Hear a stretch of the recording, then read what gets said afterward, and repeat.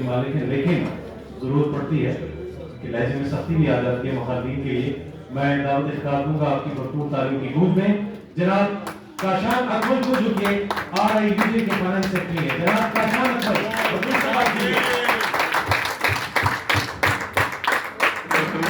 बिस्मिल्लाहिर्रहमानिर्रहीम।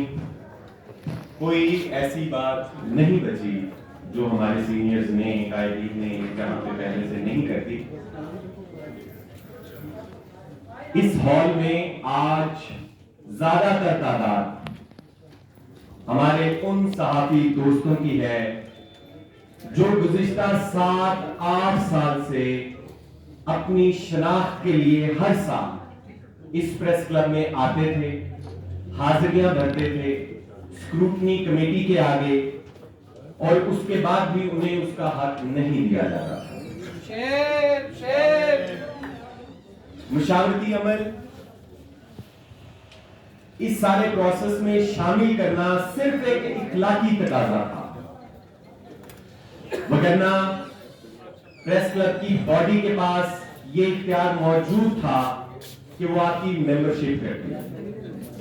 जो associate members कई साल से मुंतजिर थे कि उन्हें काउंसिल मेंबरशिप दी जाए, वो उन्हें काउंसिल मेंबरशिप देती। इस बार नेशनल प्रेस क्लब की मौजूदा बॉडी ने जिस जुर्रत के साथ आपको ये आपका हक दिया है, ये अमल इस बात का मुतकाजी है कि आप अपने हक का दिफा करें। कोर्ट में भी, प्रेस क्लब में भी, सोशल मीडिया पर भी, और हमारे तमाम वो हल्के जहां पर ये गुफ्तगू की जा रही है, जहां पर आपको जाली और गैर सहाफी कहा जा रहा है, वहां पर भी आप अपने हक का दिफा करें। मैं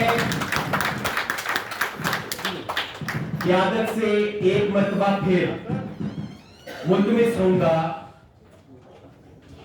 कि एक ही मर्तबा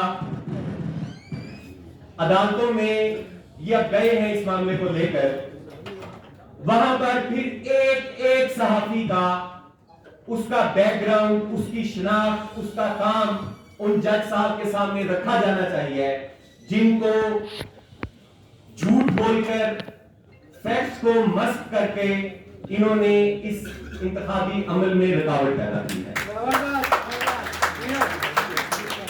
एक मरतबा फिर मैं जर्नलिस्ट पैनल के कायद अफजल भट्ट साहब का, नेशनल प्रेस क्लब के सदर अनवर रजा साहब, खलील राजा साहब, नैयर अली, ज्वाइंट सेक्रेटरीज, नायब सदूर और तमाम जो गवर्निंग बॉडी है, उसका मशकूर हूं कि आप पर ये कर्ज था जो आपने अदा किया है। और इंशाअल्लाह जो शहरों के सहाफी रुकनियत जिनको काउंसिल मेंबरशिप आपने दी है, वो आपके शाना बशाना है इस गंदे भोंडे प्रोपेगेंडे के आगे भी और कानूनी चाराजोई के रास्ते पर भी। इंशाअल्लाह आप उन्हें अपने शाना बशाना पाएंगे। बहुत शुक्रिया।